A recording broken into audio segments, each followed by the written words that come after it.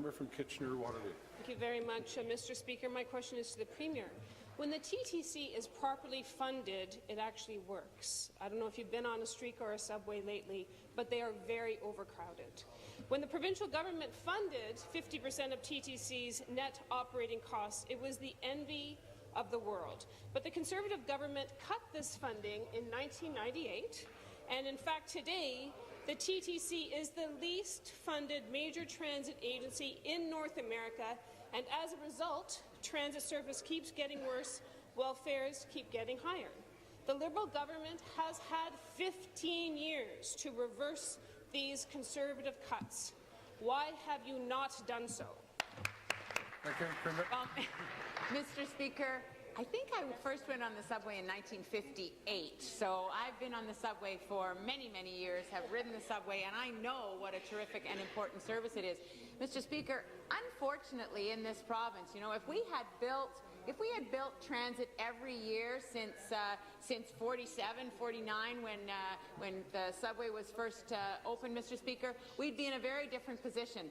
It took until now, Mr. Speaker, for our government to actually make investments in transit, Mr. Speaker, to actually have a long-term infrastructure plan that includes transit. The Ministry of Transportation, Mr. Speaker, used to be called the Department of Highways in 1916. That's the only place there was long-term planning. That's the world that Doug Ford wants to go back to, where we just pave over the province, Mr. Speaker. What we have done is we have changed the trajectory of infrastructure in this province. Transit is a part of our long-term plan, Mr. Speaker. We're in the process of building transit more than any government in the history of Ontario. Thank you. Supplementary. Mr. Speaker, provincial funding for TTC operations was cut by the Conservatives in 1998, and it has stayed cut under the Liberal Party. And now the Liberals are borrowing another bad Conservative idea. They have proposed to break up the TTC and take over the subways. Riders don't want fragmented transit service with different fares and operators for buses, streetcars and subways. The TTC needs proper funding, not a change in ownership. Will the government listen to transit riders who want the provincial government to properly fund the TTC, not break it up?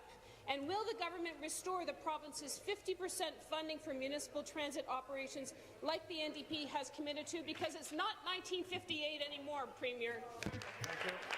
Minister of Infrastructure. Minister of Infrastructure. Okay, that's fine. Thank you. Well, Mr. Speaker, for a party that is looking to govern this province, they have, on so many significant issues, no plan whatsoever, Mr. Speaker. Item after item after item in terms of transportation has come before this House for votes. They have voted against virtually every one of them, Mr. Speaker. And still today they have no plan. After years of voting against the largest infrastructure investment in Ontario's history, the NDP has finally realized that government needs to invest in schools, hospitals and public transit that people rely on, Mr. Speaker. You know what? Fortunately, Mr. Speaker, we have another 4 or 5 weeks to go before Election Day, and hopefully the people of Ontario will see something realistic and practical from that party, Mr. Speaker.